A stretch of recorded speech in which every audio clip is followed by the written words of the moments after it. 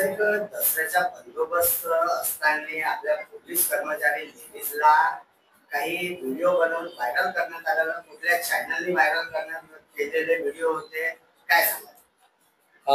3 तारखेला समाज माध्यमामध्ये इंस्टाग्राम वरती power of one Nagpur Instagram पेजवरती एक न्यूज व्हायरल झाली, ज्यामध्ये वृत्तनिवेदक हे सांगत होते. त्यांचं कॉमेंट्री सुरू होती की दीक्षाभूमीच्या बंदोबस्तामध्ये फेरीवाल्यांना हटविण्याचे नावाखाली पोलिसांद्वारे लूटपाट सुरू आहे, अशा प्रकारे त्यांनी त्यामध्ये सांगितलेलं होतं. आणि त्यामध्ये आमच्या महिला ज्या आहेत त्या आर्टिफिशियल ज्वेलरीच्या दुकानातून त्या वस्तू घेत आहे असं दाखवलेलं होतं त्यांनी.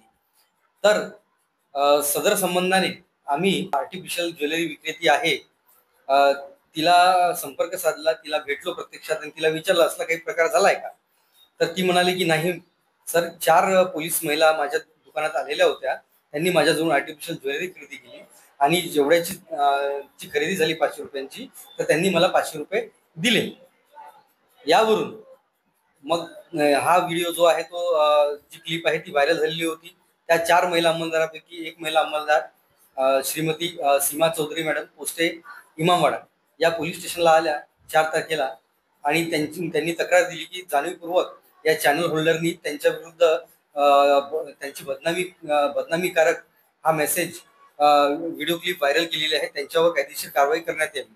त्याप्रमाणे पोलीस स्टेशन बजाजनगर येथे अपराध क्रमांक 314/25 कलम 356(2) BNS आणि 79 BNS आणि कलम 3 प्रीतीची भावना चितावणे पोलिसांविरुद्ध, तर या कलमान्वये गुन्हा दाखल करण्यात आला. सदर गुन्ह्यामध्ये आम्ही प्रत्यक्षदर्शी साक्षीदारांचे सुद्धा बयान नोंदविलेले आहेत आणि यामध्ये योग्य तो तपास करून आणि आरोपीविरुद्ध सबळ पुरावे पण आपल्याकडे उपलब्ध आहे, त्यांच्यावर पुढील ऍक्शन घेण्यात येईल आणि सदर गुन्ह्याचा तपास सुरू आहे. धन्यवाद. ऍक्शन झाला तर कशा पद्धतीने यांच्यावरती गुन्हा नोंदवण्यात येईल आणि किती दिवसापर्यंतचा यांना जेल होऊ शकते आणि किती दंडात्मक कारवाई होईल, काय?